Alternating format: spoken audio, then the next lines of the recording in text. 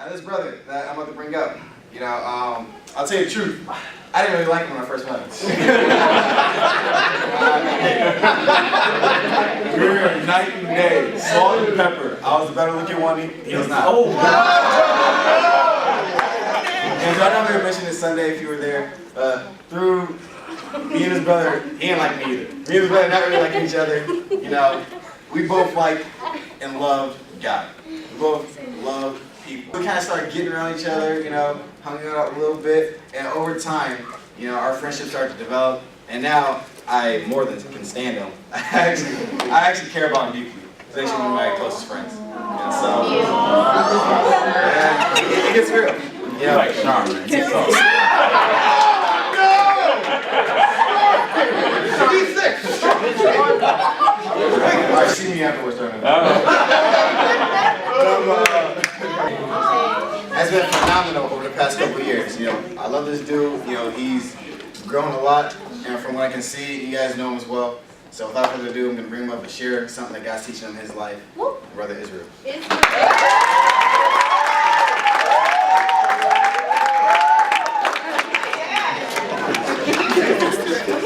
First thing, my Bible kind of looks back on it because I'm such a good Bible reader. I read so much, so just for this. Secondly, before I begin, I just want to pray real quick so we can kind of set the atmosphere before you start off this race where they pop the gun, before they blow the whistle. I want to make sure we're in the right tone. So if everybody can just bow their heads real quick. God, thank you for allowing us to. Amen. Amen. All right. So how's everybody doing? Because you're all tired, you're exhausted, you're supposed to be turning in exams, doing essays, you're worn out, you've been doing different organizations, you've been doing the work, fraternities, sororities, you've been doing a little bit of everything, dipping and dapping in, all this different stuff. And we all been doing many different things, life situations, but through all this different stuff we've been doing, through all these different life situations we had, there's one thing we all have in common. There's one thing we always take with us, no matter where we leave. You ain't gonna never leave without this thing. To be perfectly honest, I might leave my little sister and take this thing just in case. The thing I'm referring to that we all have with us is our cell phones. And the cell phone is like some of y'all Bibles, to be perfectly honest. Like, you guys live your life on your cell phones. Like, you don't go anywhere without that cell phone. But the cell phone, as good as it is nothing without its charger. Like, without the charger, we might as well toss the cell phone around and play football with it, right? I'm just being honest, like, if your cell phone has got a charger with it, and as soon as it dies, what you gonna do with it? Look at it, you're gonna pretend you're playing a game? Even a little kid knows if the cell phone is dead, it ain't no good. And so, no matter what cell phone you have, an iPhone, Android, a Boost Mobile, whatever you got, it needs its charger. And we're similar to our cell phones in many ways in that we need our charger. We need to be plugged into something. We need to be connected to something. And our charger is God. So, with that being said, in that direction, I want to ask you all have your Bibles or your iPhones or your Androids. If you can turn to John. Oh, do y'all remove my phone? 15, 4 through 7.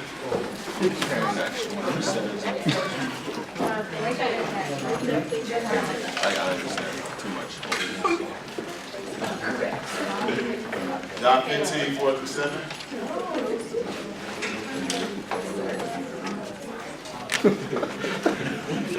The phones have internet access, they load people in the Bible, you can take the context to find it. I mean, we're good. Somebody got it.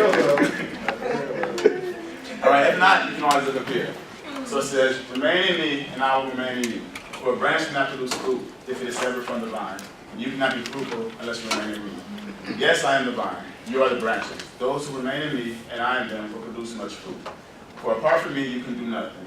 Anyone who does not remain in me is thrown away like a useless branch and withers. Such branches are gathered into a pile to be burned. But if you remain in me, and my words remain in you, you may ask for anything you want, and it will be granted. Now I know you're thinking, how do we go from cell phones to trees and branches? It's totally different things. But if you really think about it, when a branch falls off a tree, it's done. Its life can't be sustained, it can't produce no food, it's utterly pointless. So a branch has to be connected to the tree and plugged into the tree in order to produce food, in order to continue to have life. Same thing with a cell phone. A cell phone, in order for it to operate so you can talk on it, text on it, do whatever, it has to have some power, it has to have some energy. And if not, it has to be connected to its charger. We're the same way. We can't bear fruit, and we can't live. If you think you're living without being connected to God, you're dying, you're just not aware of it. But if we're not connected to God, we're not producing no type of fruit. And you might think, I'm doing pretty good. I'm doing good in my organizations. I'm doing good in my class. I'm doing good in this. I'm doing good in that. Trust me, in everybody's minds, we all think we're good. In my mind, I'm like 6'3", I'm 185 pounds. The problem is with thinking you're good is that good is subjective. So Damien's good might be Portia's mediocre. Or my good might be your excellent. So good is not a great standard. And then this is one more verse just to bring things home. So you don't have to change to it, be right up here. But John 1:2-3. He existed in the beginning with God. God created everything through him, and nothing was created except through him. And the he that they're referring to is Jesus. So what this clearly says is that God created everything through Jesus, and nothing was created except through Jesus. So if you think you're doing anything outside of being connected with Jesus, then you're wrong. And if you think you're doing good right now, then with Jesus you're doing 100%. So what you're good is probably like maybe 50-40%. So we need to be connected to God on a regular basis. Like if you think about it, when you have your cell phone, you don't go a couple of hours or a couple of minutes without charging. But yeah, we'll go days, months, or years without connecting and plugging into God. Could you imagine not having your cell phone for not having a charge for a whole year? You wouldn't even look at your cell phone. It'd be obsolete. It'd just be a glorified paperweight if you wouldn't charge into it. But yeah, that's what we do to God. We don't check into him, we don't look, we don't try and read our word, we don't try and pray, we don't try and set the atmosphere for praise and worship on our own. Because, everybody can say they praise and worship while we're at church or whatever. But to actually do it on your own, to actually get fueled by God on your own, is a whole different story.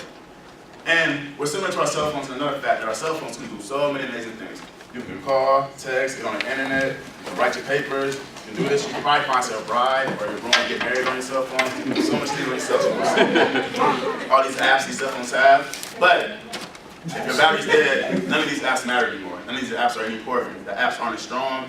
And for example, what's your brightness? If your phone starts dying, you turn your brightness down so your phone can last a little bit longer. Everybody does that. You're looking at it, you're like, when you're in class, especially if it's dark outside,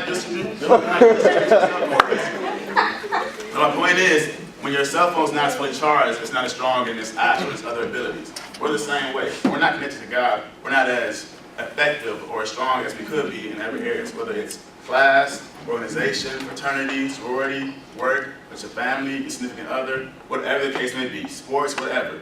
You're not as effective if you're not plugged into God. Now I want to kind of go on a little tangent real quick to kind of show you how a lot of things in life kind of point to the fact that we need a higher source. So for example, when the musicians play an instrument, if they want to play at a concert, they know for a fact that their instrument is not going to produce enough sound on the song. So what do? They plug it into an amp. They plug it into something that can help them produce a greater sound so that their volume can rise past what the instrument can do on the song. Right? It wouldn't be able to reach everybody or touch everybody on the song. All right. So I got two examples. One's going to be more for the ladies, one's going to be more for the men. So just bear with me, right? That's so ladies, we'll go first. You are beautiful, wonderful. But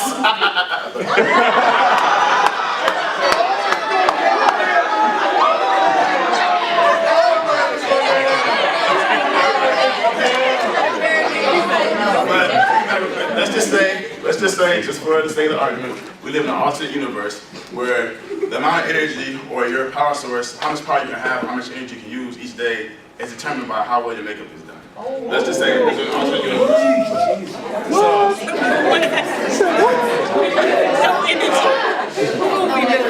So instead of saying this, if your makeup's on a 10, you're on a 10. Your energy, your goods, your throughout the day, your supply.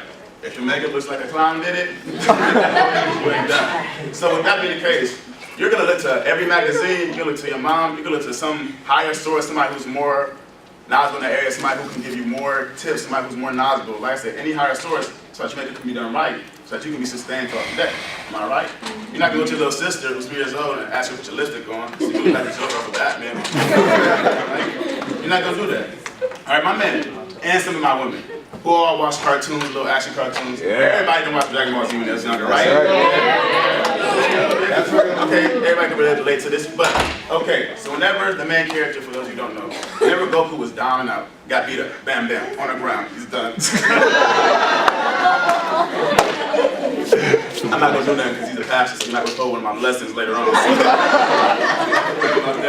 But like I was saying, so Goku was down and out, got beat up, couldn't do nothing. What is the first thing he'll always do? He'd be on his back, he'd be like this, and it'll sound so bad. He'd be like, Earth, Give me the energy. Every time he was down and out, he couldn't defeat the enemy. He would reach to a higher source of power to do what he couldn't on his own. So if a fictional cartoon character always knows and always has a knowledge that he has to reach to a higher source to get done what he can't do on his own, what makes us think that we don't have to do the same?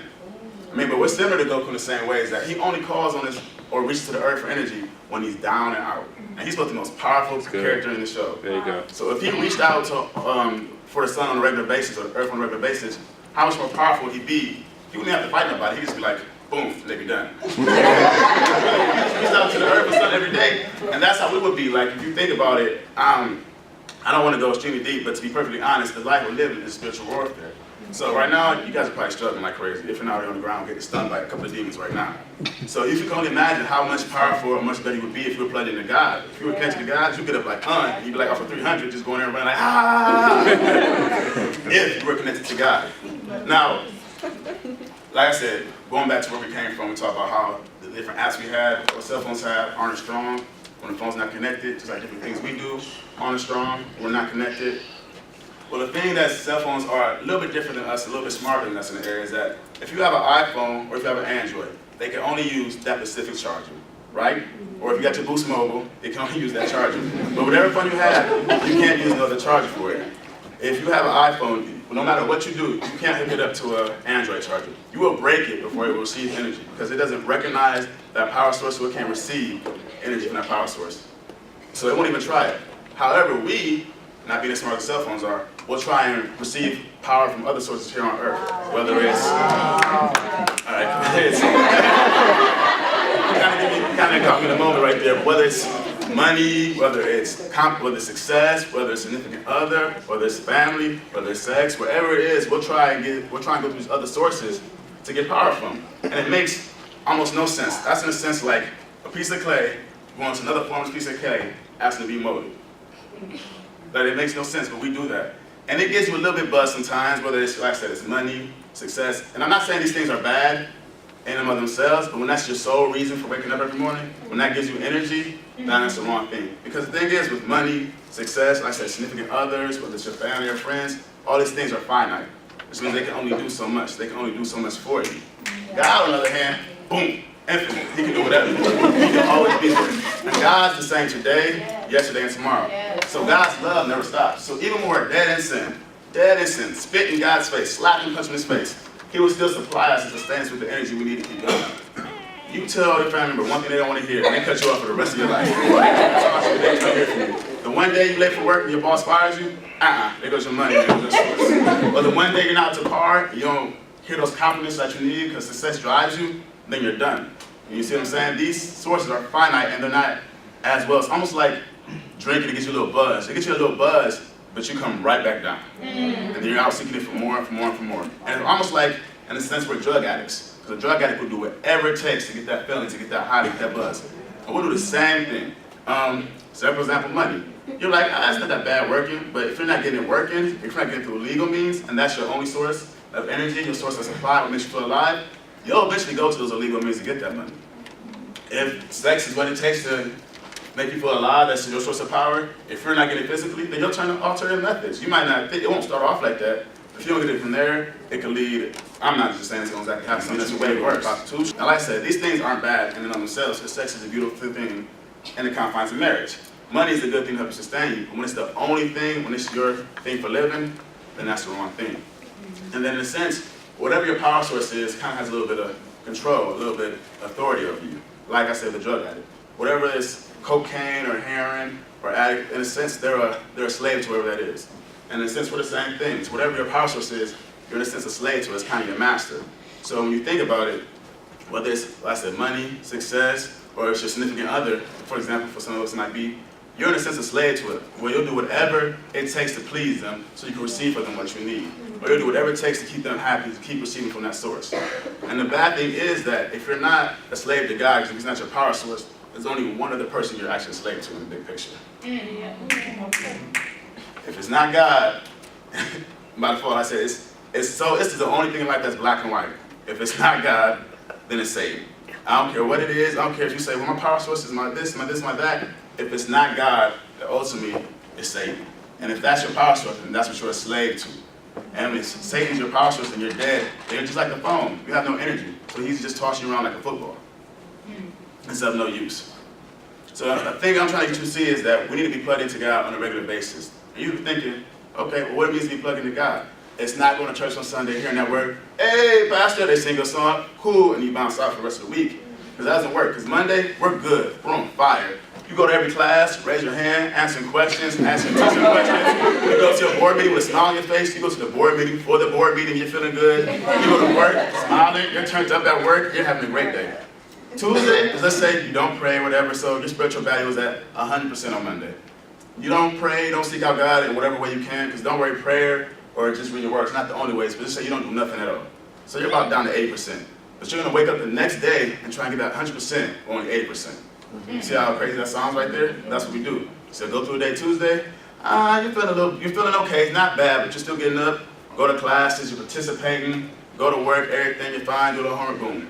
Wednesday comes, since we didn't recharge from Tuesday or Monday, we're back down to, let's go to 50% now. So you're gonna wake up 50% Wednesday, and try and give 100% again. How do you give 100% from 50%? I'm just trying to figure it out in my head right now. I'm not good at math. I suck at math, but I know for a fact if I have 50%, if my phone battery has 50%, there's no way I can do with it what I could do with it. It was at 100%.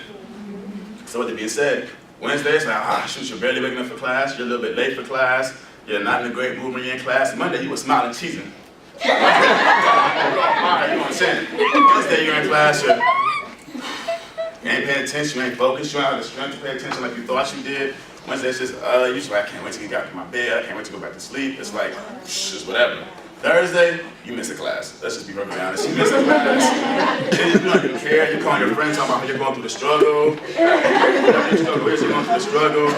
You're over there watching your TV drama. You put on your headphones like the music's going to change the situation. Because we use music almost like weed. Like when people smoke weed, they feel like their problems are, they think like their problems are gone when they're still there. We do the same thing with music.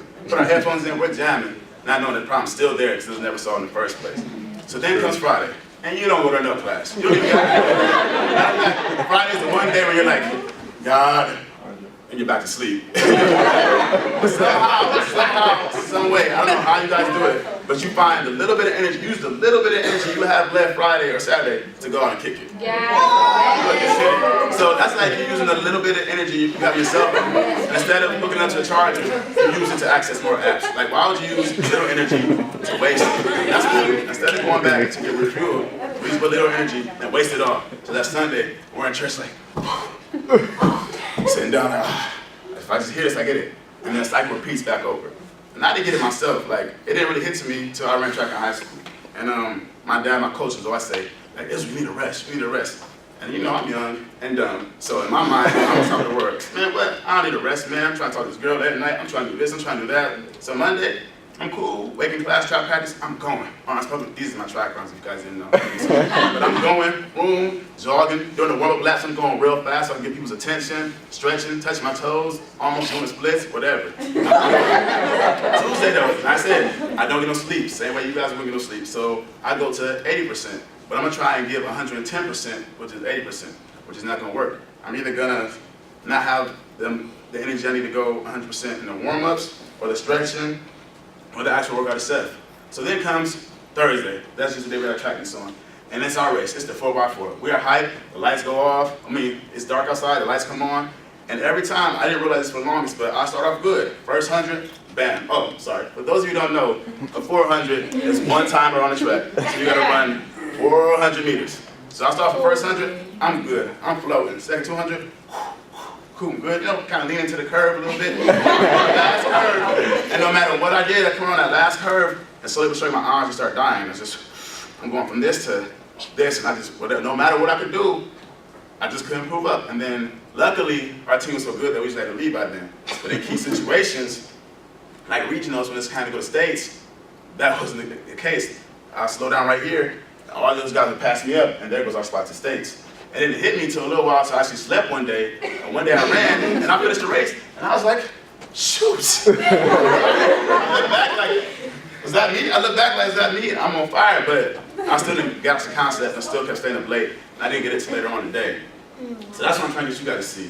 What you're doing, you're waiting Sunday. If you even go to church on Sunday, if you even plug in, because you can go to church Sunday and be totally out of the service. So even if you do that on Sunday, let's just say we all do, that's still not enough. Just as the cell phone developed over time, and the first cell phone was just like a big walkie-talkie, man, you could go hours without charging that thing. But as cell phones got more developed, they got more technology advanced, we can do more things with them, they needed more power, they needed to be charged more. Just as we grow from being a little kid to a child, we start off just breastfed, just drinking milk, but as soon as we get older, we need more meat, we need proteins, we need more things. Same thing with our spiritual lives. We start off with just a little bit, just needing just a little bit of God. As we get older, we start needing more and more and more of God. But for some reason, that's the only thing we don't get more of. Like, we need more food to supply ourselves. Our cell phones need more to get better. But yet we feel like, I can still say the same thing. And then people wonder why, not you guys are good. But people wonder why, like, man, why am I struggling with this? Well, it's a phrase Arnell said to me one time. You know, he always says these old 60 phrases. It's like new levels, new devils. So the higher you go up in your walk, the higher you go up in life, the more things will come after you. The bigger the gun he's gonna have. So you might start off with a Nerf gun. Bam, that didn't get you. So he's gonna go with a water gun. That didn't get you. So he's gonna go with a pistol. That didn't get you. So then he's gonna go with a bazooka. That didn't get you. So he's gonna keep going until he can get you. So the more Satan comes at us, the more we need to depend on God. Because we weren't able to fend off Satan in the first place. That's why we fell to sin. So the only way we can fend off Satan or can live this life is by receiving more of God. The more advanced the cell phones get, the more they're gonna charge you. Let's look at your point where you're gonna have your cell phone charge like this. You're like, hey, hold on, I'm gonna get you to in a minute. That's what we should do like God. We should have like, that's why the Bible says you should keep the word in your heart at all times. Because that's charging, that's giving you life. That's making a difference between you waking up each day dead and you waking up each day alive. So, and how that looks like, a way you can be plugged into God is different ways. I don't want to just say it's just one way, because there's going to be different ways. Different people receive from and hear from God different ways. For me, it's music. I can hear a few songs, it doesn't matter too much, but if I hear the right song, I'm going. I'm in praise and worship on the ground like this in my own little corner. For you, it might not be that. For you, you might hear something while somebody's speaking and that might invoke you.